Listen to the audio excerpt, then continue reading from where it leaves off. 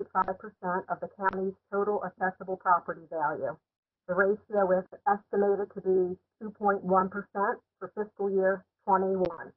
While total debt outstanding is increasing in fiscal year 21, so is the assessable property value, which helps suppress the debt ratio. The second guideline is debt service, which is set at 9.5% of general fund revenues. Based on budgeted revenues, this measure would fall under the guideline. However, based on projected revenues, our forecast, this measure is challenging the guideline, which would suggest that as revenues fail to meet budget targets, it will be necessary to scale back capital projects, so that a lower debt issuance amount will be required next March when the county goes back to the bond market. So next, I'm going to focus on the FY21 capital budget.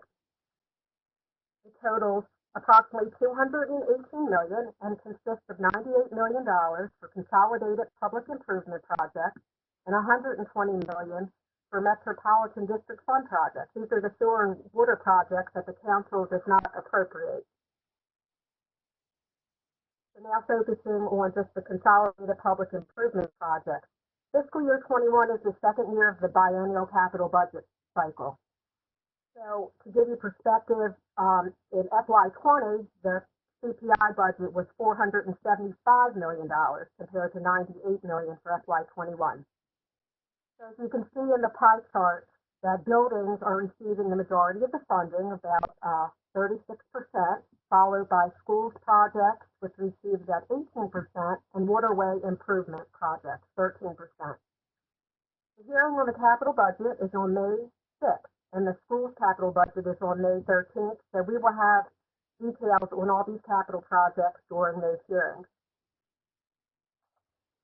So this next slide shows how the capital budget is funded. As I mentioned, this is the second year of the biennial cycle. So the first year is when you see the majority of the budget being funded with general obligation bonds. So as you can see for FY21, approximately 38% is funded by debt premium, followed by 28% in PAYGO and 24% in reallocated general obligation bonds.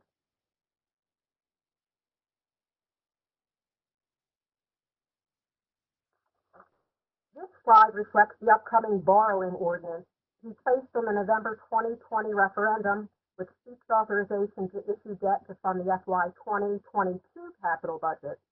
The borrowing ordinance will be presented as Bills 37 through 45 on the May 21st agenda. The amount of the referendum reflects a decrease of approximately $97 million over the prior referendum. So this final slide I want to share is direct state aid to the county. Much of this aid flows not into the general fund, but into restricted grants, programs, and straight to the school system. For FY21, state aid totals $845 million and reflects an increase of $36 million or 4.4%. Schools receive the majority of the increase, and college is also receiving an increase, and those are largely driven by formula. Lauren, can I ask a question about that? Yes. Well, this is David. Can you hear me? Yes. So with the decline in travel, the highway user revenue is going to clearly go down. Right. Do we have any idea how much highway user revenue will decrease, even up to this point? I have not heard, Liz, anything. You aware of anything from the state? I mean, I don't have any more recent projections, but just keep in mind that that's a small concern in terms of the bigger numbers that we're concerned about here. I understand, but it's a lot of our road resurfacing budget. It is $10 million, so I just wanted to bring it up. Okay, I would imagine it'll be down by 75%. I would think. I think it's going to be down. Yeah, I don't know if it'll be that much. I bet it's at like 40 or 50. I think, yeah. So many people driving aren't going to work. Right. Yep. Okay, thank you. Madam Chair. Madam Chair, I have a question. Okay. Yes.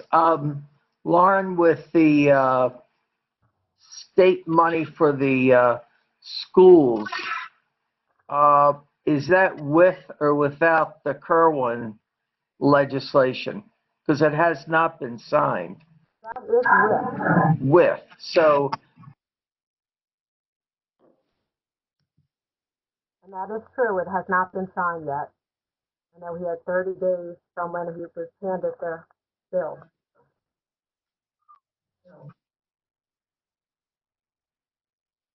Madam Chair, on to that question, to Councilman Katz's question. Yes, Lauren, I know that you and I have thank you, Madam Chair. Lauren, you and I have discussed the language in the county executive's budget message that called for a down payment in this year's budget for Kerwin. Right. Have you been able to find out? I understand that the BCPS budget is fungible, but have you been able to find out yet what that so-called down payment is supposed to be? We are seeking clarification. I mean, the blueprint does call for certain funding commitments, and part of it is like salaries for years. So that's what we're thinking it is for. We have to put the question to the school system. Lauren, can I? Okay, so maybe that should be better. Sorry, Madam Chair, that should be brought up in the BCPS hearing then? Yes, and we will have an issue on Kerwin. So. Okay. Well, good. Hopefully we'll get you a new microphone by then, because I'm having a difficult time hearing you as well. But when other speakers are on, it causes feedback. yeah. Okay. All right. Well, thank you. I have some other questions, but I don't know if Councilwoman Bevins has a follow-up to the BCPS and Kerwin thing. So thank you. No. Anyone else? Yeah, Madam Chair. Yes, Councilman Quirk. Yeah, so Lauren, basically, bottom line, just the way I'm looking at this is our legislative staff, our audit staff, has about 192 million difference in revenue projections versus the county executive. Is that right? That is where we currently are. Yes. That's obviously, that's not a small difference. That's like a gigantically huge difference. I know the federal government did give Baltimore County some money, but the way I understand it, it's very restricted. Do you know how much of the money that is actually money that we can count on toward filling that gap, so to speak? I know we received about 144 million for COVID-related expenses. Well, none of that money is available to like plug a revenue shortfall. That's all That's in the next expenditure phase. reimbursements, as I understand it. It's that what we're waiting from the federal government is for type of aid that would be able to plug a revenue shortfall. Right. So, and that's, the council, the county council did spend a good hour with Senator Van Hollen talking specifically about this money as well as a lot of other issues. And one thing we are impressing upon him is the flexibility of that money is very restricted. And he's aware of that. And he definitely said that there's a new state and local government bill they're working on to hopefully give more flexibility on what we can use that money for. But of course, we can't budget on hope, and we can't budget on speculation. We can only budget on what we know today. So one thing the council was asking the senator to do, if there's just going to be a state and local government bill, by all means, can they push it through quickly? Because a lot of us are in budget time, and right now, like, even though it seems like, wow, 147, if it's only for Corona, we can only use it for that. Well, that doesn't do a lot to help us fill this 192 million possible difference. So it's a big deal. Right. And I know that's in the next phase request to the Congress. Hopefully they'll be quick. Lauren, I have one other question. Going back to your slide, general fund surplus budget plan. and I think my question might be driven more from muffled sound that I'm getting as opposed to intellectual curiosity. But so the projected surplus that would, I assume that would include rainy day plus surplus, almost $229 million. Does that number, that projected total surplus on that slide, general fund surplus budget plan, is that using the administration's projected revenues or the legislative branch's projected revenues? You are correct. It's based on what's in the budget. The higher revenue. Has your office done an analysis on what the total by 21 would look like using the $192 million projected revenue number that you came up with, or the gap there rather? I mean, your analysis shows $192 million left in revenues. This is the gap. Yeah. Mm-hmm. Okay, so have your office done an analysis on projected total surplus at the end of 21 using your own numbers? Right. It just flows pretty much right into that. We also have a difference in our FY20 estimate. So that flows into it as well. So our FY20 estimate is about, I think it's about 30 million. I have to check, I have to pull my exact numbers. So you have to add the two together.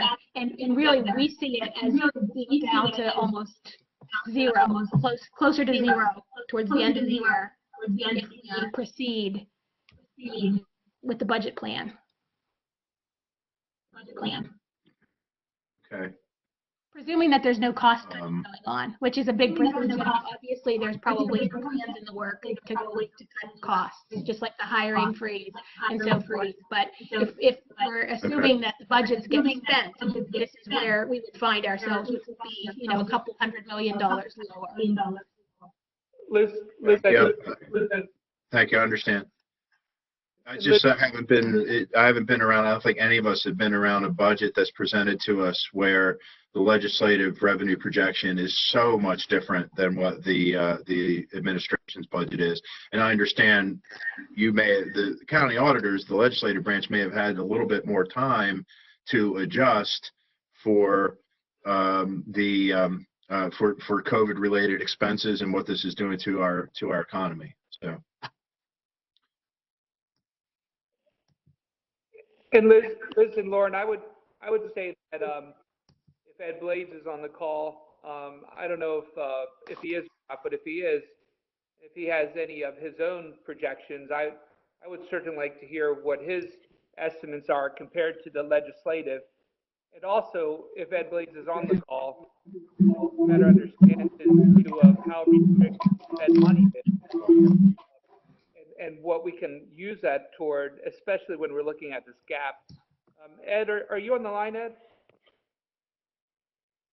Ed Blades, are you there? Yes, he's on the line. He's unmuting. Councilman, I am here.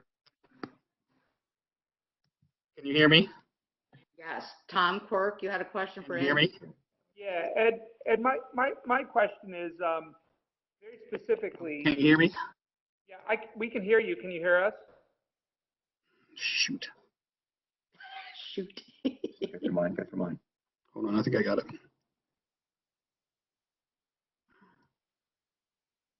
Can you hear us? Give him a minute. Hold on.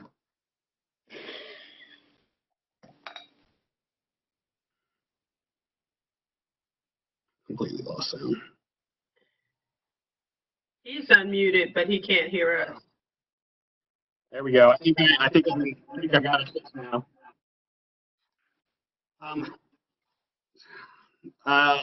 At this point, I have not seen any assumptions. And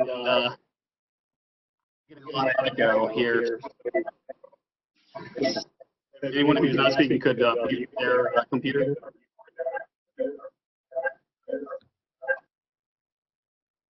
That help at all? I think it's better. Okay.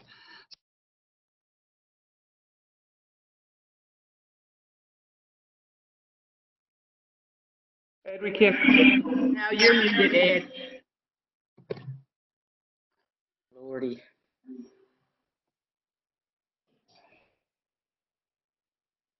How about now?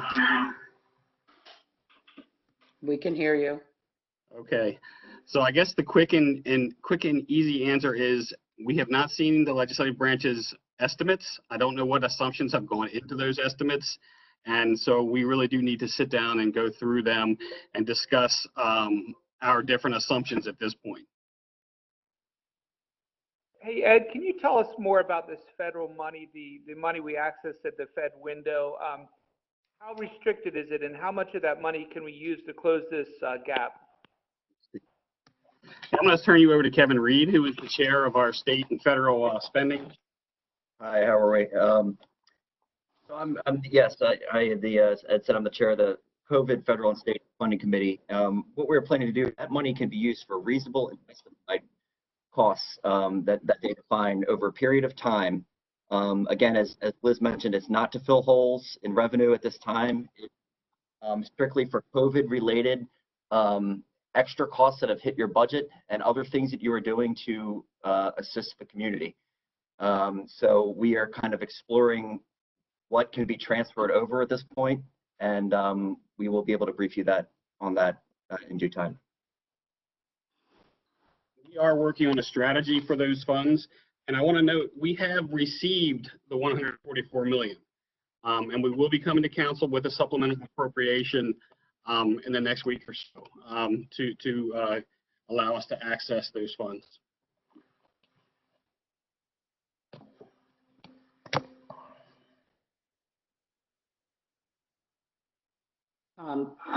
Councilman Quirk, funds that Senator Van Hollen was speaking to us about yesterday. Yeah, Van Hollen was mentioning that a couple different things. One is that the federal government is working on another state and local government bill that they hope to roll out. They don't know the timing of it yet. But Okay. one of the things Senator Van Hollen did suggest is that will give us more flexibility, where hopefully we can use some of this money we just received in more flexible ways. But there's a lot of unclarity about when this might happen and what specifically it might entail. And the problem is that we're in a really short window to get this budget together. And there's, even with us, I'm very confused about, we have 140-some million. And then if the legislative audit office is correct and we have a $200 million or $192 million gap, really how much of the money we just got from the Fed can we use to apply toward the gap? And obviously it's going to make a world of difference in how we ultimately look at the budget and then what we need to cut. And so it seems like we have a long way to go between now and the actual voting of the budget, and a lot of uncertainty and a lot of things that aren't clear at all. Councilman, money can be used to fill, I got an echo again. Love these echoes. It's for a necessary reason, unbudgeted expenses. There will be some costs after we approve we get this money approved, and then we're compiling the costs as we speak, and we'll come to council, as Ed said, with a supplemental appropriation and outline our plan, and then do a projection on if this continues, on what we think this will be, and how much it will cost, and the money that can come. But it's really going to alleviate pressure on the general fund for COVID-related necessary and justifiable expenses. Madam Chair, can I chime in again, please? Randall.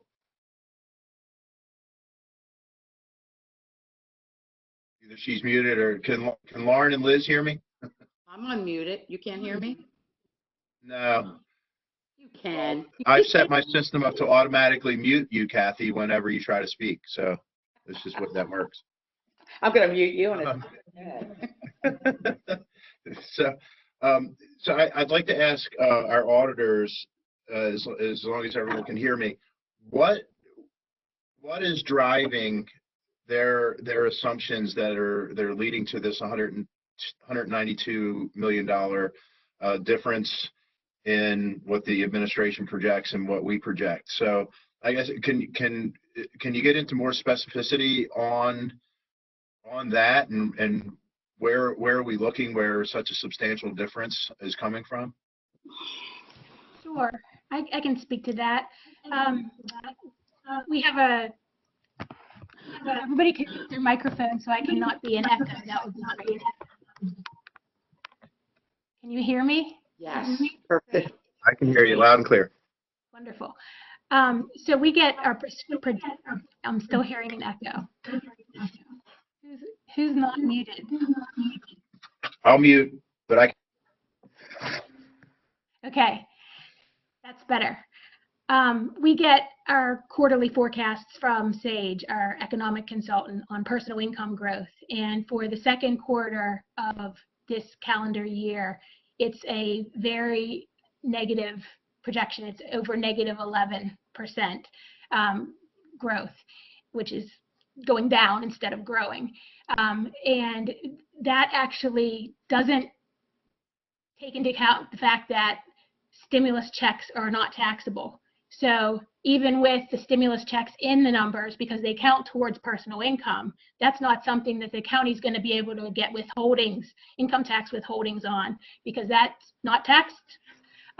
So it's going to be a significant negative impact on our second quarter withholdings. So we adjusted what our expectations were for second quarter withholdings. We adjusted down by about 15%, somewhere in that realm.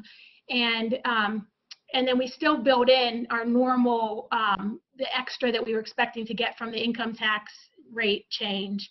And we also had made some other adjustments aside from income tax. Income tax is the big one, but obviously things like admissions tax, hotel tax, basic other taxes that come from, economic activity that isn't happening right now. Transfer and recordation tax is going to take some hit. We had to make some adjustments there because what was expected to be a pretty strong spring buying season, that it's not. I mean, it's pending sales are cut. There were still some sales trickling in because people had basically put contracts on houses back in March before everything started shutting down, and then those were still settling into April. But we're expecting, we would try to be conservative because we want to, that's just that's our approach to projecting, but we have to be conservative, and we projected down then for transfer and recordation tax. But the big one obviously is income tax. And so we recalculated our expectation for what we're going to get for tax withholdings for the second quarter. And then what we did was we applied sort of Sage's expectations moving into next fiscal year for each quarter, applying personal income growth. So we really went pretty much with those projections moving forward, because at that point the stimulus checks are no longer in play, and it's almost all taxable personal income at that point. Then that's our assumption. So I hope that helps. It's kind of technical. It does. Thank you. Probably won't be the last time the question is asked. Hey, Liz and Lauren, just a question on that is, obviously we're about a 14% lower between the county exec and the legislative, specifically on income taxes. And looking at that negative 11% contraction, do you see mostly this being a second quarter hit, or are you handicapping the third and fourth quarter equally, or do you see maybe a down 11, maybe down 5, down 3? What type of numbers are we looking at on the third and the fourth quarters? I have to pull up the exact numbers. They're straight from Sage. We're really using Sage's personal income growth quarterly projections for what we think is going to happen then going from second quarter into third quarter, and then third quarter into fourth quarter. So, and I think that he was more on the positive side, talking about Mr. Basu, in terms of, he said that inherent in his projections were assumptions that there would be a pretty good initial recovery, even though the complete recovery would take some time. He was talking more about a V-type recovery, Whereas, I think things have changed a lot in recent weeks, and his projections now, this is back from April 13th, and, even though we're only a couple weeks from then, now we've got like the Federal Reserve Board chairman talking about, some economists are saying it's going to be more like a U instead of like a V, and now the Federal Reserve Board chairman is saying it might be more like numerous W's. So that's like a roller coaster. And I guess my point is that even though this looks bad, it might not even be bad enough in terms of what we don't know. It's just a lot of economic uncertainty right now. But if you just think about all the people that are out of work right now, and people who have taken salary cuts, like high paid people who have taken significant salary cuts. It's one thing, there are hourly workers who might actually end up maybe making a little bit more on their unemployment checks because they're not paid a living wage as it is. And so then the unemployment might actually be fairly decent compensation for them for a short period of time. But then there are a lot of people at the higher ends of salaries that are taking big cuts. And that's all, taxable income. And that's like immediately pushed right into the county coffers through the withholdings distributions. So we're going to see a hit. That's my, unfortunate expectation. Well, can I ask a follow-up question? I'm familiar with, obviously Fed Chairman Powell's suggestion of possible W-shaped recovery, and just today, matter of fact, I know of a very, let's say, major hospital system in Baltimore County that just today is starting to announce furloughs around the system, because hospitals unfortunately don't have that profit center that they used to have with elective surgeries and everything else. And so there's many companies and systems right now that are unfortunately just beginning to announce furloughs and just beginning to announce layoffs. So saying that is a real reality that we're all facing. Curious on the auditor's view of, hey, let's just wait and maybe make mid-year cuts. Would that put us in a worse position than if we made cuts up front, or would that be something we should look at? Typically we don't make recommendations. We give you the information. But at the same time, just looking at the numbers, it seems to me that you have to look at increases right away and try to, get rid of those increases. You have to be conservative here. It's just, these are big numbers, and I'm not exaggerating. I don't think I'm not trying to exaggerate. I'm not exaggerating. These are really big numbers. Just think about our big employers in the area. Johns Hopkins is all of these, not just the hospitals, but even the universities that are, the separate pieces of the university. They're talking about layoffs and everything. And those are people that earn income, and then the tax goes into our coffers. And all of this economic activity that isn't happening, our admissions revenues, our, the transfer and recordation tax, hotels, we have hotels that aren't being booked. These are the numbers that comprise, our inputs into our general fund budget. It's going to take a big hit. I worry that, that our legislative estimate is not even low enough. So I definitely agree that you need to be looking at this now. Can I ask another question, and maybe this is to Ed Blades? Ed, I understand that Baltimore County Public Schools got about $30 million from the federal government recently, so I just wanted to confirm that. And if that's the case, is that $30 million less that we now need to budget, given that they just got $30 million from the Fed?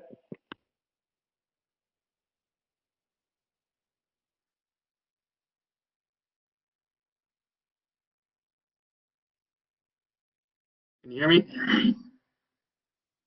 I think all the 35 million in the correspondence from Senator Cardin's office, but I think that was an estimate of what they would receive. I think at this point that the state has been notified of the award, but but I don't think that BCPS has received anything at this point, and I'm sure it will be COVID specific, just like ours will be. Well, respectfully, I mean, these are not insignificant numbers, 35 million here, 140 some million there. I mean, these are really big numbers, and if we're going to make huge, incredibly huge decisions on how much we need to cut, like I, for one, need an exceptional amount more clarity on what these numbers are and what we can use them for from a budget perspective, that's for sure. Can I ask a question as well? Sure, David. Sure. Following along with that, and Ed, I guess it's directed at you. School system has had significant savings. For example, fuel for school buses. How does that where does that money go? Where does that savings get rolled over into? Typically stays with them, and they'll use it as a revenue source in their next year's budget. I think they're including, I want to say 20 million in this year's budget from their savings from the prior fiscal year. So it stays within their system. It doesn't come back to us typically. Okay. 30 million is in, their budget as a carryover. That's what they've been doing the past several years, about 30 million. But some of that, we can anticipate that may grow, right? With fuel savings and energy savings. Like fuel savings, yeah, energy savings. Mm-hmm. Okay. I would think so. Okay, thank you. Madam Chair, Yes, Councilman Catch. I have a question for Ed. What are the administration's revenue projections today for fiscal year 2021?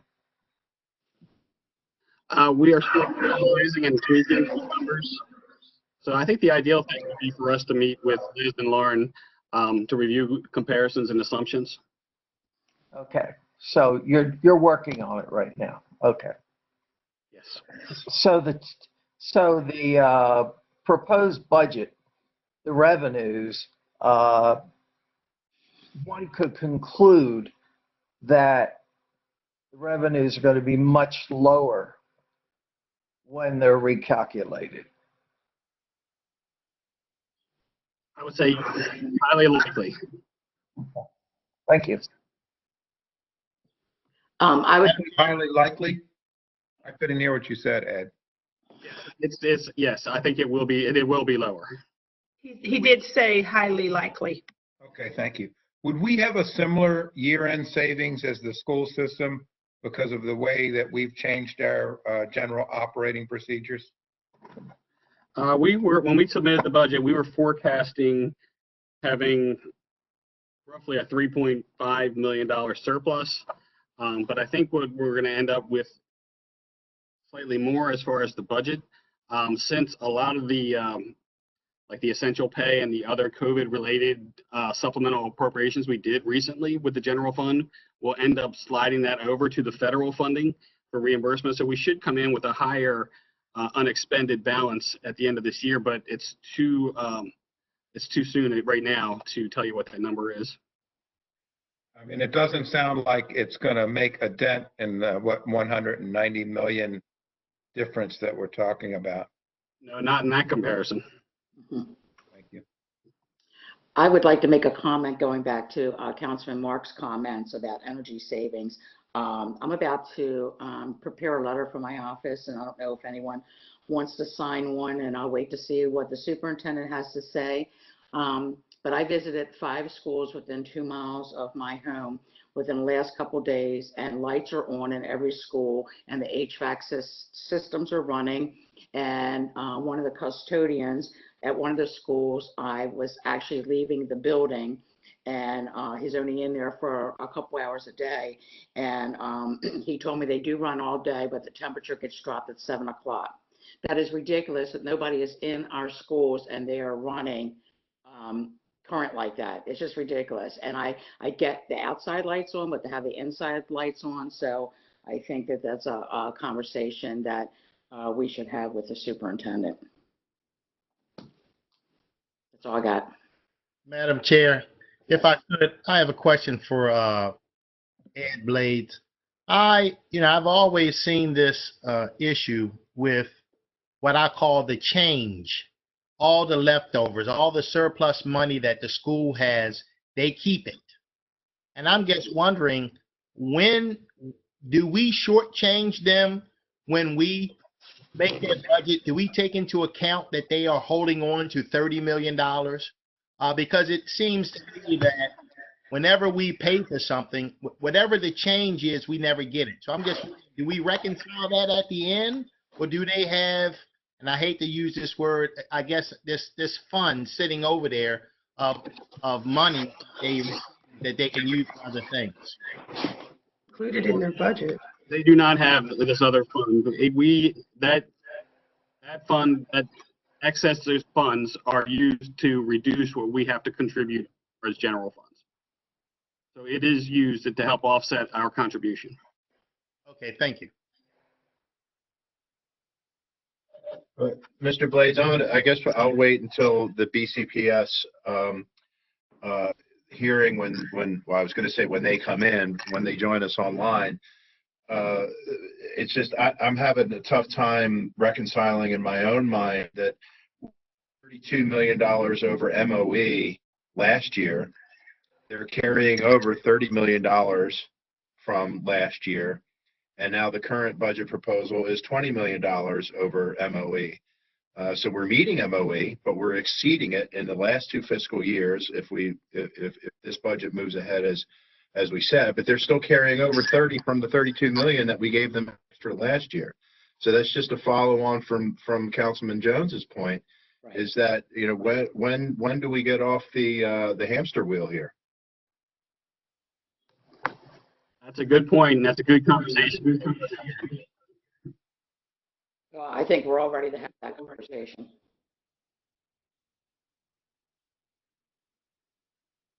Okay, does anybody have anything else for now?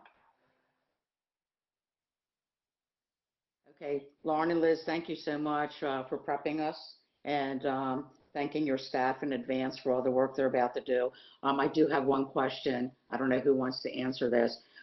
How will our packets be sent out, and when will they be sent out? For, like, I just got this information like right before we went online. Is there going to be some kind of you know, like, how are the packets going to be sent out to everybody? Because I currently don't have a printer, so I have to have several devices to get this done for each agency. Anyone? Lauren, are you there? Lauren, we know it's dark, but are you there? I can't hear her. Okay, I can't either. What would be best for you, Kathy? Because we can email them. But you want a hard copy? Is that?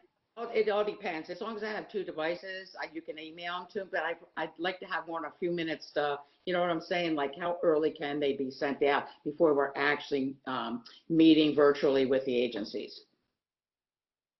The day before, would that work? That would, yeah. Yeah, because we really do need time to look over things, to ask good questions, and, you know, so yeah, that would be perfect. Yeah. All right, thank you. Okay. Madam Chair? Yes. If possible, if we could also, this fiscal briefing, the overview, whatever the final version of it is, if we could make that available where, you know, the public can access it as well. Yeah, can we get that on our website? We can also put it on this Tom Boswell. We can put it on. And I'd also like to get Lauren's preamble to the presentation. Okay. Because there were numbers in there, but it was muffled, so I missed some of those, so I didn't get a chance to jot them down. So I will send it to you. We want the Smelkinson preamble. Okay, if there's no further questions, we're all going to say goodbye, and we'll jump right back onto the next Ethics and Accountability Department. Okay? Okay. Can we have 2 minutes for a bio break? Yes. We'll see you all in a couple minutes. Okay, bye-bye. Kathy? Yes. Do get the packet for ethics and accountability yesterday, though? I got it, Doris printed it out for me and brought it down, but then I did get it on, I had it on. Okay, making sure.